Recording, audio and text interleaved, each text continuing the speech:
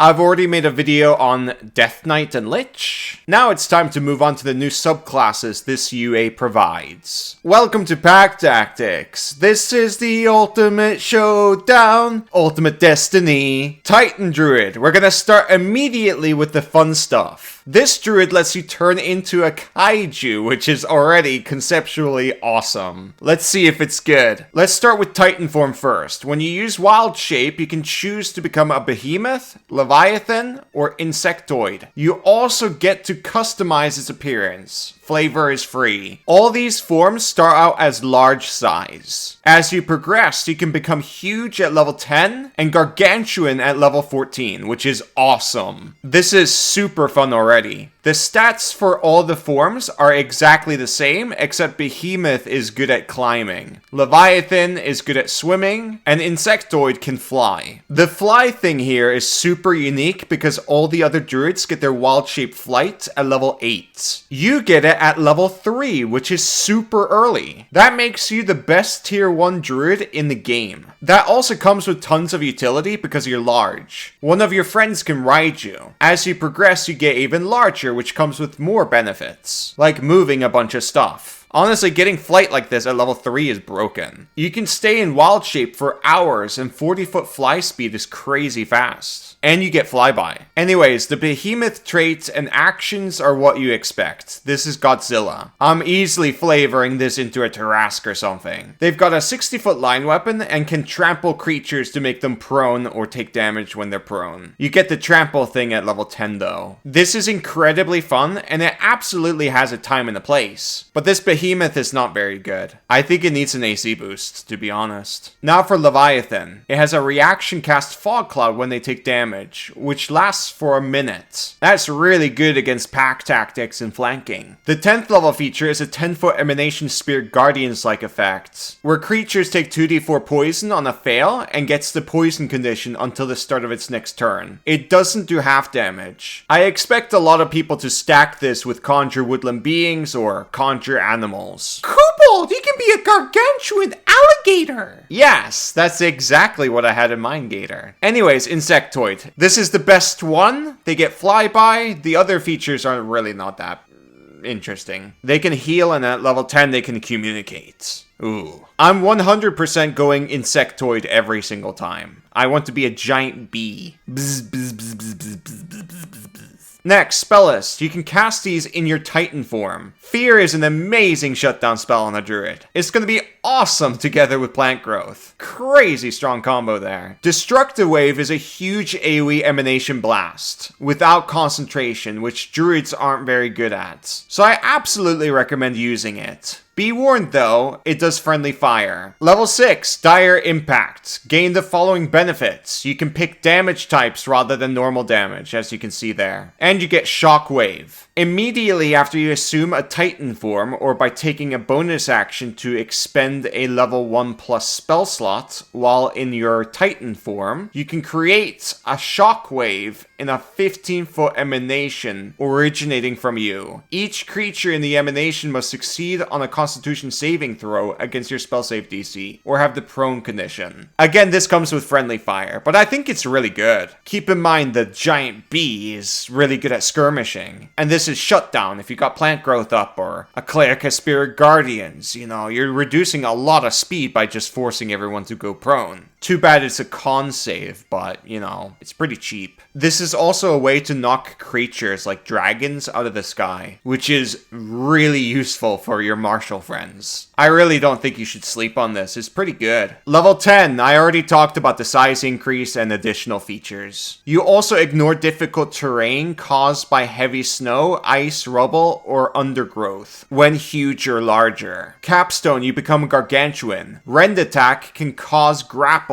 on a hit if you're huge or larger. And best of all, you can swallow large or smaller creatures grappled by you as a bonus action. They make a strength save. On a failed save, they're swallowed. When they're inside, they are blinded and restrained. They have total cover, but take 2d8 acid damage at the start of each of your turns. The number of creatures you can store in your belly at a time equals your wisdom mod. Sadly, you need to maintain concentration to hold swallowed creatures creatures in your stomach. If you lose it, you puke everyone out. They can take fall damage from it, by the way. As fun as this capstone is, it's not very good, although it's incredibly fun, so it gets a lot of points for that. In order to make it really strong, I recommend swallowing people as a bee, and then flying up as far as you possibly can. And then you just throw up, and hopefully they'll take 20d6 fall damage from it. That's probably why they made that acid so weak. Anyways, I love this subclass. This is really fun. The behemoth should be boosted though. Kobold, I think you're having too much fun. You're right. We're on the internet. We gotta get angry. That's the only thing that gets people to pay attention. So let's cover a martial next. Let's turn that smile upside down. Hell Knight for fighter. This is probably gonna be very inspired by Illrigger, which I didn't like very much. It was very Reddit tier for me. It wasn't bad at its job or anything. It was just so mechanically heavy for no reason. Anyways, level 3, Diabolical Gift. You get Devil's Sight, which is amazing with the Darkness spell. That's already a team build potential. And you get Devil's Tongue, which is the same as Illrigger gets. Next is Hellfire Weapon. When you take the attack action, you can imbue one weapon you're holding into Hellfire, like burst into fire. And it stays like that for 10 minutes, and it's got lights. And of course it does fire damage instead of normal damage. You also get Infernal Wounds with this. Once per turn, when you hit a creature with your Hellfire Weapon, you can deal extra fire damage equal to one roll of your Infernal Wound die, and you give the target the Infernal Wound. While wounded in this way, the target takes fire damage equal to one roll of your Infernal Wound die at the start of each of its turns. This effect lasts for 1 minute, until the target regains hit points, or until the target or a creature within 5 feet of the target takes an action to stanch the wound. A target can be affected by only one instance of this feature at a time. You can use this feature a number of times equal to your con mod, regain all expended uses on a short rest. Dot effects are rare in D&D, so this is cool to see. And it doesn't come with a save either, so that's good. But this doesn't scale ever. And the number of uses is tied to your Constitution mod, which is most likely going to be 3 throughout your entire progression. So this is shit. It could be good if I could spread the dot effect, like everywhere on every single target, but I can't. I have like 3 uses, and then I need to take a little power nap. Here's what they need to do. They need to make it scale, and they need to remove the number of time usage. Come on, set everyone on fire, it's fun. And make it powerful, it's a stupid fighter. Next, level 7, Advanced Wounds. When you roll your Infernal Wound die and roll a 6, you can apply one of the following effects. First effect is a 5-foot AoE from the target. Acid damage equal to your Constitution modifier, and the target has the poison condition until the start of your next turn. This comes with friendly fire, and you yourself can be affected by this acid. This is terrible. Also, it's only 3 damage. Next effect, the target takes force damage equal to your Constitution modifier. That's also terrible, only 3 damage. Lol. I didn't say this before, but keep in mind, all these effects, they only happen 17% of the time. They're supposed to be crits, but they're not crits, they're just bad. Last one does Constitution damage, again 3 damage, it's cold damage, and the creature can't take a reaction until the start of its next turn. That could be decent depending on the fight, but again, it only happens 17% of the time. I got that number from a 100% chance to hit, by the way, which is not realistic. So it's technically even lower, it's shit. The other 7th level feature is while you wear armor, you get fire resistance, and your weapon attacks and fighter features ignore resistance to fire damage. This could be a level 3 feature. They're way too weak. Level 10, Hellfire Surge. When you use Action Surge while wearing armor,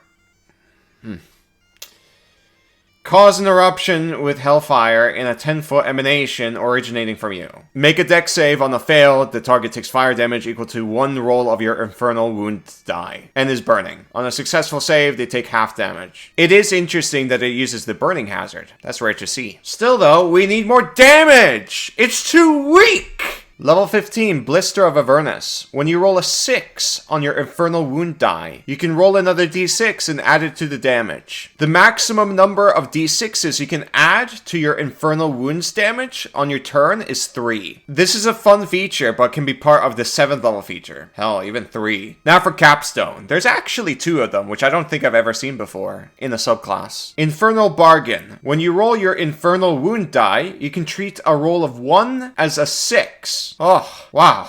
I'll be doing 3 more damage more often. Yay. How exciting. As for the last capstone, it's a ribbon feature. This is actually quite brutal. Not only were you killed by a terrible fighter subclass, but you also become a useless lemur, which is just human goop to be tortured in hell forever. I think that's deserved. But anyways, this was a very boring subclass. I feel like I need to take a nap now. But we've got 2 more subclasses to cover. Next is the Cleric. Pestilence domain. Blightweaver. Gain the following benefits. Resistance to necrotic and poison damage. And you get Rotten Fester. Damage from cleric spells and cleric features ignore resistance to necrotic and poison damage. Additionally, when you cast a cleric spell or use a cleric feature that deals either necrotic or poison damage, you can change that damage to the other type. This is awesome, but I don't really know why it's on a cleric. Why isn't this a druid subclass? There's nothing too wrong with this feature itself. The problem really is it's on a cleric, and poison and necrotic spells are usually not that good. But hey, you can fling out Ray of Sickness once in a while and make it necrotic. Now for the spell list. Giant Insect is amazing. It's one of the last good summon spells that's left in the game. I really wish Tasha's spells were like this spell. Anyways, the 4th level spell list for Cleric is pretty bad, so it's awesome that Giant Insect is here. Everything else here is kinda crap, but it's nice to have protection from poison if you need it. I'm sad that they don't get Sickening Radiance though. That spell fits the theme here, and you'll see pretty soon what I mean by that. That should replace Blight. Now for the Channel Divinity. 5-foot emanation surrounds you or one willing creature for 1 minute. That's cool, you have the option. Each creature of your choice that starts its turn in the emanation must succeed on a Constitution saving throw against your spell save DC, or gain 1 exhaustion level. This feature can't increase a creature's exhaustion level higher than a level equal to your wisdom modifier. So you can't kill somebody with it, but you can make them completely useless eventually, and then you just kite them like a zombie, and with your Spirit Guardians that halves the movement, so they're going to be completely useless. From there you default kill them. This is a pretty good feature for those long attrition fights, but fights usually last 4 rounds, and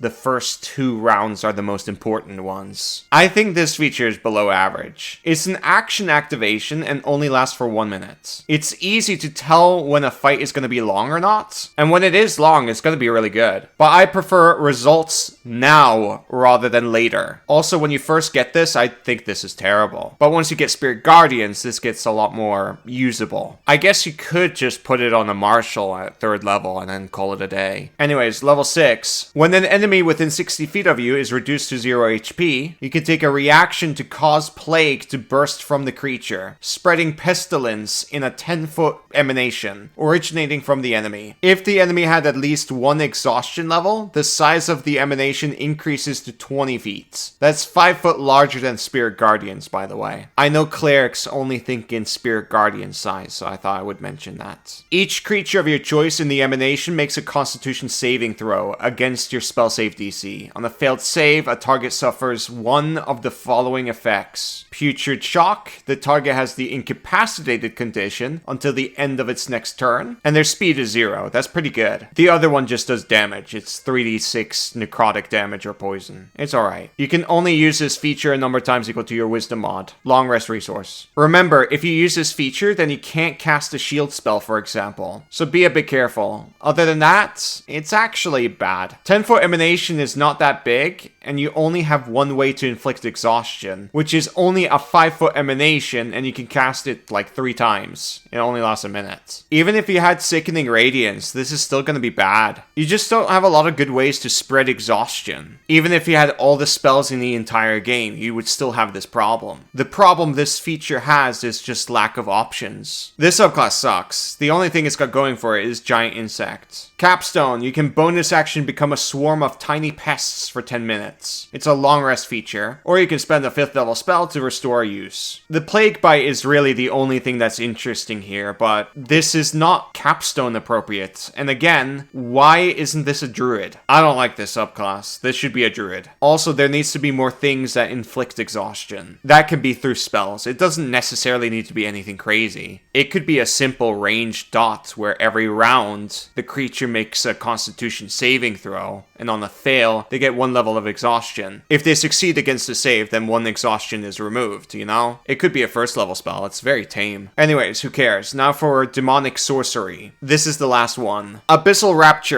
When you spend at least 1 sorcery point as part of an action or bonus action, you can do one of the following things. Demonic Lash. Creature within 20 feet takes 1d4 slashing damage, and you can pull them up to 10 feet closer to you. That's really good. You can pull them into AoEs and stuff. Fiendish Carapace. Until the start of your next turn, attack rolls against you have disadvantage. This is the best part of dodge, so it's amazing. This entire feature is amazing. Good start. Now for demonic spells. I'm just gonna point out the highlights. Spider Climb is a super underrated spell. It's amazing. Climb up and shoot down. Simple. Entangle is fantastic too. It's the best first level shutdown spell in the game currently. If you're not using web, you're most likely using Entangle. And finally, Contact Other Plane. You can find anything and anyone in the world. This list doesn't strike me as very demonic, but reading the description, it sounds like you're more like one of those cats from eugenics. There's body horror here. You can grow 2 heads or make your skin look like pizza. Knowing this, I think the subclass needs a different name, but I don't know. Level 6, Abyssal Aura. When you use innate sorcery, you get a 10-foot emanation. Then you roll on the table to determine the effects.